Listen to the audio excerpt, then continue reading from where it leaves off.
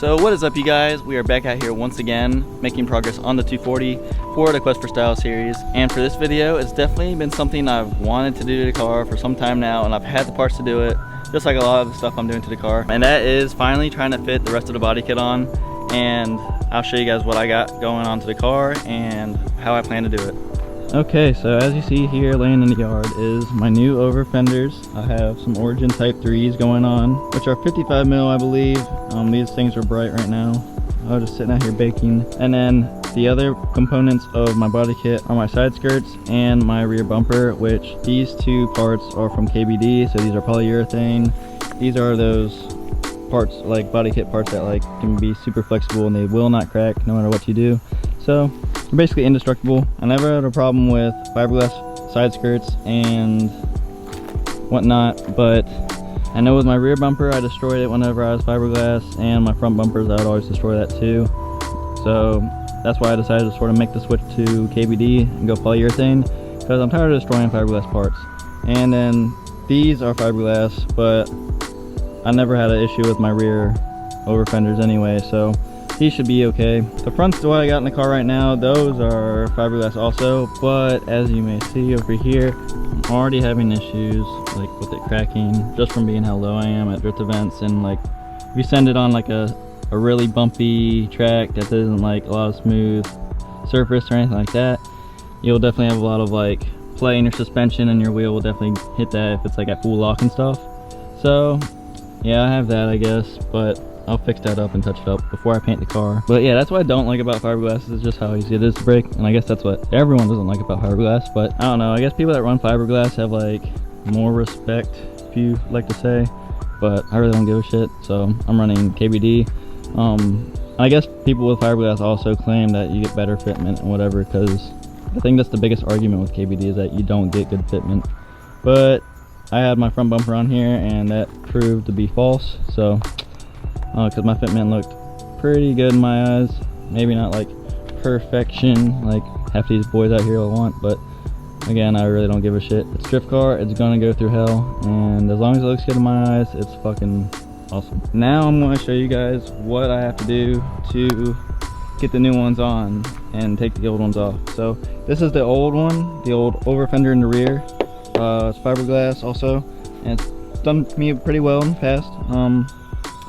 No complaints, but as you may see, I have this one off and the other one is still on, but these were never riveted or anything like that. If you guys have never seen my car in person, then you guys wouldn't know that me and my dad actually bondoed and liquid nailed molded the Overfenders onto the car. So yeah, they were like actually one with the car, and they like blended in pretty nice.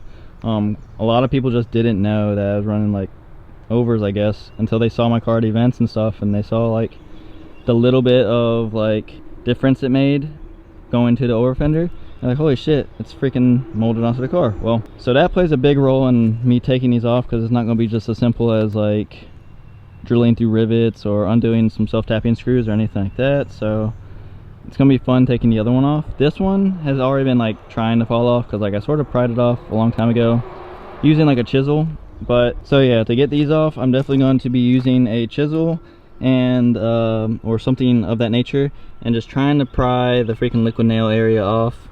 It's sort of crazy to think that I use liquid nail to put these fenders on, but I mean, that shit fucking held, so yeah. But yeah, so I'm going to get back over here and I'm going to be trying to chisel this bad boy off, and it's going to be a big pain, so I'll show you guys that. My niggas in the hood know what I'm talking about.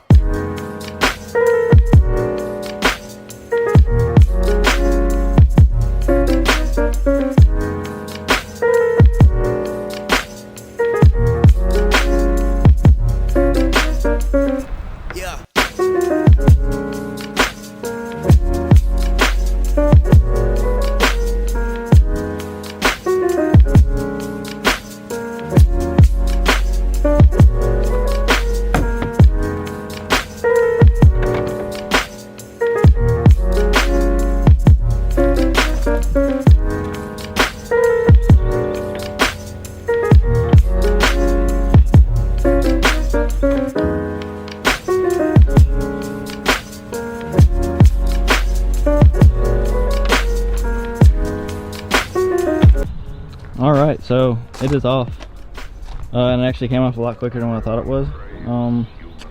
But yeah, I just test fitted it just a little bit with my hands, lined up some of the body lines with whatever the car has, and it looks like it fit up pretty well. So like, to be honest, all I think I'm gonna have to do is just, like, for this video at least, is I'm just mocking stuff up and getting it onto the car, but it's not gonna be like permanently on the car yet. And I'm actually making it to where these aren't molded on and permanent also, or riveted. I want to have a way of like being able to pull these fenders off if I ever needed to. Like if I'm at the track and stuff and I need to rip them off right fast and without destroying them. So that's one thing I'm going to implement when I'm doing these fenders now. But yeah, right, for this video I'm just going to run some self-tappers and get everything fitted up and mocked up right. And then I'll, whatever fastener I try and use for these fenders and side skirts and everything else, then I'll put that in on another video just to sort of finalize stuff. So not a lot of you guys know that this car actually has a salvage title whenever I first bought it fucking 7 years ago. So it had gotten bashed in really bad. Like this rear quarter was like destroyed basically, and then the front fender was a little bit destroyed, but it wasn't bad at all, because I mean you just swap those out anyway. So but yeah, this side was like bashed in, so this whole thing right here was like Bondo, and like you guys can see like the mesh right here, it's like peeling off a good bit and it's not good, but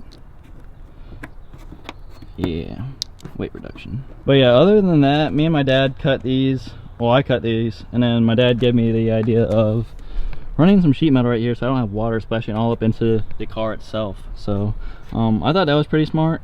I'm gonna have to probably beat these up a little bit or redo it, but just for this video, just mocking stuff up, I'm definitely not gonna mess with that stuff right now, just because I'm also running these little baby tires in the rear, and I have some new wheels going on the car that I'm gonna definitely have to re-mock this up here, just for fitment reasons. I mean that's a lot of room right here, but when you're out there drifting and bouncing around and the car's got full squat and stuff like that, I don't want to run the risk of like running up here and tearing all this shit up. And yeah, so I'm gonna do this right in the future, but I'm not gonna really mess with it right now. So yeah, I'm about to just mock these up, get these self-tapped in, and yeah, see how it looks on the car. Thing I have to do before I get this self-tapped in is this lip right here underneath. You definitely have to cut this if you want to have a good fitment and have the wheels like right there, like the rims right there on the edge of it. Definitely gonna have to cut this big old lip out. I think that's just for structural support when they're shipping it out to you and stuff like that. It's really easy just to mark it with a Sharpie and then just go down the line and cut it, all that excess off. So I'm gonna have to do that in the future, but again, since I'm running these little baby wheels on the rear, I don't have to worry about that right now.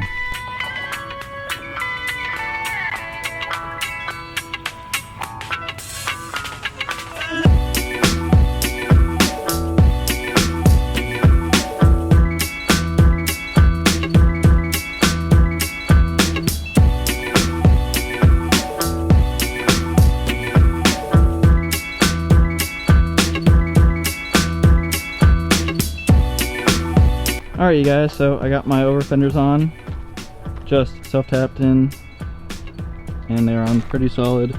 I can tug on this and it moves the whole car. The only thing I'm not really happy about is this side.